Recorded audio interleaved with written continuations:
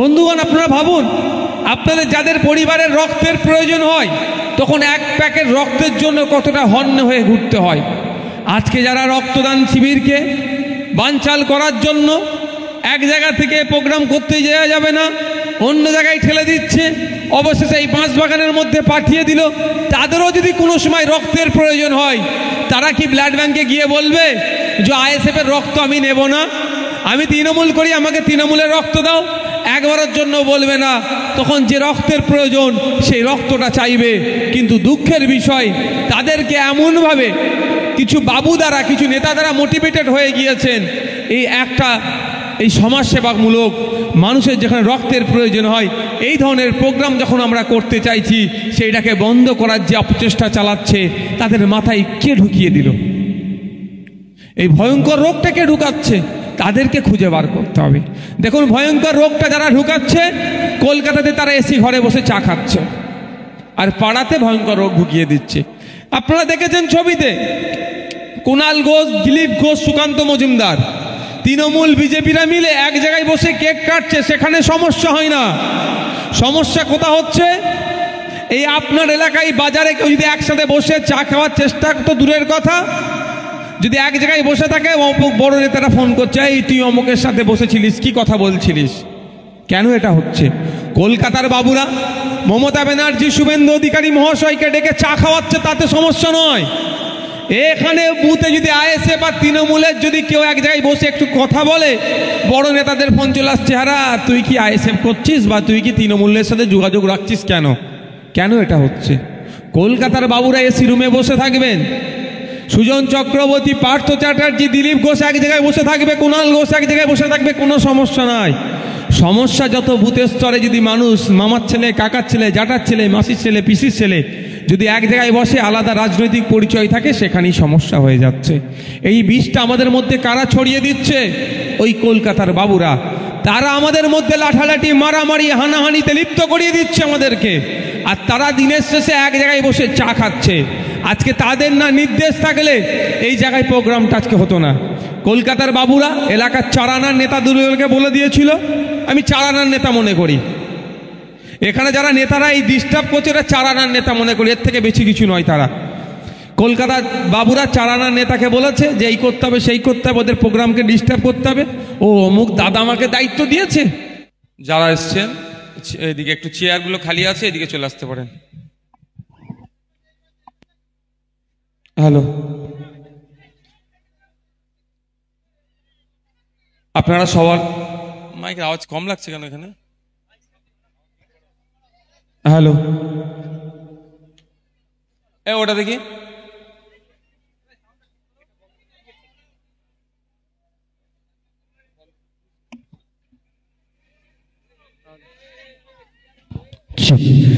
Hello, যারা দূরে দাঁড়িয়ে আছেন সবাই একটু ভিতরে আসুন, যারা দূর দূরান্ত ছড়িয়ে ছড়িয়ে আছেন অনুরোধ করছি।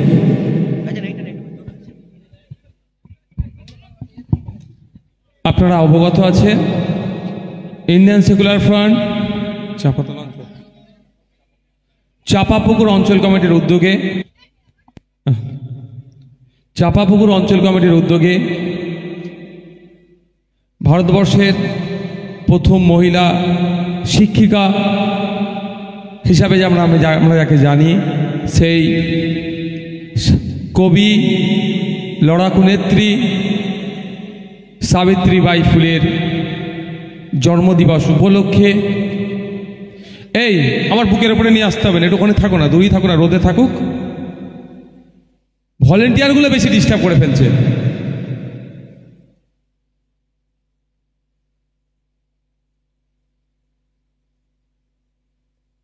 সাবিত্রীবাই ফুলের জন্মদিবস উপলক্ষে রক্ত অর্পণ শিবির, শীত বস্ত্র বিতরণ এবং বাচ্চাদের হাতে কিছু শিক্ষা সামগ্রী তুলে দেওয়ার আজকের প্রোগ্রাম নেওয়া হয়েছে। এই প্রোগ্রামকে করতে গিয়েও বিভিন্নভাবে শাসকের নোংরা রাজনীতির শিকার হতে হচ্ছে। তারপরেও আমাদের যারা নেতৃত্বরা আছেন, যাদের প্রচেষ্টাতে আজকে সফলতা অর্জন করেছে প্রোগ্রাম, রক্তদান শিবির চলছে এদিকে বক্তব্যের পর্ব চলছে, বক্তব্য পর্বের শেষে বস্ত্র বিতরণের পর্ব থাকবে এবং বাচ্চাদের হাতে শিক্ষা সামগ্রী তুলে দেওয়া হবে। আমার পূর্বকার বক্তারা বর্তমান রাজ্য, বর্তমান দেশের কেন্দ্র সরকার, রাজ্য সরকারের দ্বিচারিতা, সেই বিষয়ে অনেক কথাবার্তা বলেছেন। আমিও সময় পেলে কয়েকটা কথা বলবো। তার আগে একটা কথা বলি আপনাদের। আপনারা দেখতে পাচ্ছেন এখানে বস্ত্র রাখা আছে। এখানে না বস্ত্রটা রাখলে অনেকে অনেক কথা বলতো, যারা আমাদের সমালোচক আরও বেশি সমালোচনা করত, সেই জন্য শুধুমাত্র রাখা হয়েছে। আপনারা দেখেছেন বা আগামীতেও দেখবেন। সকলের উদ্দেশ্যে কথা, একটা বস্ত্রের দাম কত আছে? আর 200 টাকা হবে হয়তো খুব বেশি হলে। কিন্তু আমাদের পার্টির আইডিওলজির মধ্যে পড়ে, আমাদের আইডিওলজি হচ্ছে এই বস্ত্রটা যার হাতে আমরা তুলে দেব তার আমরা ছবি নেব না। একটা 200 টাকার কাপড় দিয়ে, একটা 200 টাকার শাড়ি দিয়ে, 100 টাকার লুঙ্গি দিয়ে, একটা 200 টাকার ব্ল্যাঙ্কেট দিয়ে আমরা নিজেদেরকে কি মহান ভেবে ফেলি, বলা বিশ্বসেরা সমাজসেবক ভেবে ফেলি। আর যাকে দিচ্ছি তার গরিবের সুযোগটা নিয়ে আমরা আমাদের পাবলিসিটি করছি। এটা হতে পারে না। এটা শুষ্ক মস্তিষ্কের মানুষের আমি মনে করি হতে পারে না, দ্বারাই সম্ভব নয়। আমাদের পার্টির আইডিওলজি, আমরা যাকে এই ধরনের কোনো কিছু দেব বা আমাদের পক্ষ থেকে যতটুকু মানুষকে কন্ট্রিবিউশন থাকবে, এই ক্ষেত্রে আমরা তাদের ছবিগুলোকে তুলব না। ফলে আপনাদের বলি, জাস্ট এগুলো দেখানোর জন্য আছে, না দেখালে আবার আমাদের সমালোচনা করবে। এগুলো আমাদেরকে প্র্যাকটিস করতে হবে। আপনি ভাবুন তো, আজকে বা আমরা যাকে দিচ্ছি, যারা দিচ্ছি 100 টাকার একটা লুঙ্গি দিচ্ছি, এমন লুঙ্গি দুবার পরার পর হয়তো আর ব্যবহারযোগ্য থাকবে না। রৌদ্রতে যদি দাঁড়ায় লুঙ্গির এপার থেকে ওপর সব দেখা যাবে। এটা হচ্ছে না ভাই? কিন্তু যাকে দিচ্ছি 4 জন মিলে তার সামনে দাঁড়িয়ে ছবি তুলে একদম বড় সমাজসেবক হয়ে যাচ্ছে। এটা বন্ধ করা দরকার তো নাকি ভাই? আজকে আমি দিচ্ছি ভালো লাগছে, কালকে যদি আমি ওই জায়গায় আসি, নিচের হাতটা যদি আমার থাকে, তখন খারাপ লাগবে না আমাদেরকে? এটা আমাদের ভাবতে হবে, এগুলো আমাদেরকে পরিবর্তন করতে হবে। তাই বন্ধুগণ যারা উপস্থিত হয়েছেন, আপনাদের বলবো, সাথে রক্তদান শিবির চলছে। মেডিকেল সায়েন্স বলছে প্রতি 90 দিন ছাড়া পুরুষেরা, মহিলারা প্রতি 120 দিন ছাড়া নিয়মিত রক্তদান করলে ক্যান্সার রোগের সম্ভাবনা অনেক কমে যায়, স্ট্রোকের সম্ভাবনা অনেক কমে যায়, প্রেশারও ঠিকঠাক থাকে, অনেক ওই ধরনের গুরুত্বপূর্ণ রোগ থেকেও, সে ভয়ঙ্কর রোগ থেকেও মুক্তি পেতে পারে। পৃথিবীর 5টা ভয়ঙ্কর রোগের মধ্যে একটা কিন্তু ক্যান্সার, অপর একটা হতো স্ট্রোক। আমরা সকলেই জানি বা আমাদের এলাকায় দেখা যাচ্ছে কিভাবে ক্যান্সার রোগ ছড়িয়ে পড়ছে। বাচ্চা থেকে বড় এখন ওই রোগ থেকে কেউ রেহাই পাচ্ছে না। সেই রেহাই পাওয়ার যে পলিসিগুলো আছে তার মধ্যে একটা, কোনো পুরুষ যদি নিয়মিত 90 দিন ছাড়া ছাড়া রক্তদান করে, কোনো মহিলা যদি 120 দিন ছাড়া ছাড়া রক্তদান করে, তাহলে তার ক্যান্সার রোগের সম্ভাবনা কমে যায়। আর একটা ভয়ঙ্কর রোগ কি? স্ট্রোকে।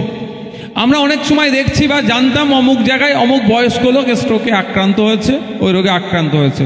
কিন্তু এখন কি দেখছি, 30 বছর, 35 বছর, 28 বছরের যুবক, 40 বছরের লোক, 50 বছরের লোক, কিন্তু ম্যাক্সিমাম দেখুন যে খবরগুলো পাচ্ছি স্ট্রোকে আক্রান্ত হয়েছে।